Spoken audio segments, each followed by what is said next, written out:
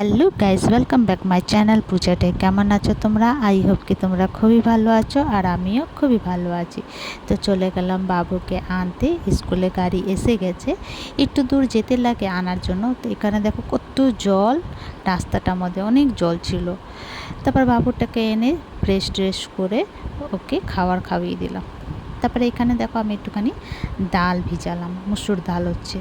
তো এটাকে তিন ঘন্টার আগে আমি ভিজিয়ে রেখেছিলাম, ভালো করে ধুয়ে ভিজিয়ে রেখে দেব। তো তোমরা চাইলে ওভারনাইট भी ভিজাতে পারো। তো আমি 3 ঘন্টার জন্য ভিজিয়ে রেখে দিয়েছিলাম। তারপর আবার 3 ঘন্টা পরে আবার আসলাম।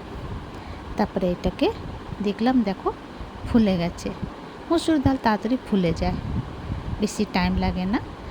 তো তোমরা 2 ঘন্টা বা 3 ঘন্টাও ফুলাতে পারো। তারপরে এখানে দেখো জলটাকে ঝরিয়ে দিয়ে দেবো কাঁচা লঙ্কা, আদা, কয়েকটা রসুন। তারপরে একটা পেস্ট বানিয়ে নেব, একটা মিহি। তো পেস্টটা বেনে গেল। এবার এর মধ্যে হলুদ গুঁড়ো, লঙ্কা গুঁড়ো, স্বাদ অনুসারে নুন, তারপরে কালি জিরে, তারপরে একটা ছোট পেঁয়াজ, ভালো করে পেঁয়াজটাকে মিশিয়ে ডালটাকে ভালো করে মেখে নেব সমস্ত মিশ্রণ দিয়ে। তারপরে এটাকে সাইডে রাখবো। তো আজকে এই ভিডিওটা একটু ছোট ভিডিও হচ্ছে, তো তোমরা স্কিপ করো না, পুরোটা দেখো। এখানে কিছুটা পুঁই পাতা নিয়ে নিয়েছিলাম। পুঁই পাতা মোটা মোটা ডাঁটিগুলাকে সরিয়ে দিয়েছিলাম। আর এই যে ডাল বাটাকে করেছিলাম, এই পুঁই পাতার মধ্যে লেপটিয়ে দেবো সুন্দর করে, যে ভালো করে লেপটাবো, যে না খুলুক। তো এইভাবে লেপটাতে আছে। আর ওইখানে আমি কড়াই বসিয়ে দিলাম গরম হওয়ার জন্য।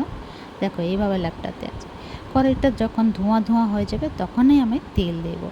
তারপরে এই যে এক একটা করে দিয়ে দেব।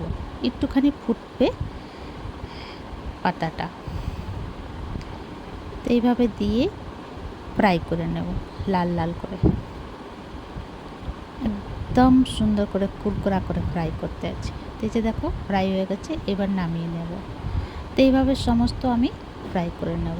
এটা ডাল ভাতের সঙ্গে খুবই ভালো লাগে, তোমরা একবার বানিয়ে খেও। তো তোমাদেরকে আমার ভিডিওটা কেমন লাগলো? ভালো লাগলে please like, comment, share, follow করে দিও। আবার নতুন ভিডিওর সঙ্গে দেখা হবে। তো তোমরা সবাই ভালো থেকো, সুস্থ থেকো। তো ভিডিওটা এখানে শেষ করছি। Bye bye, take care.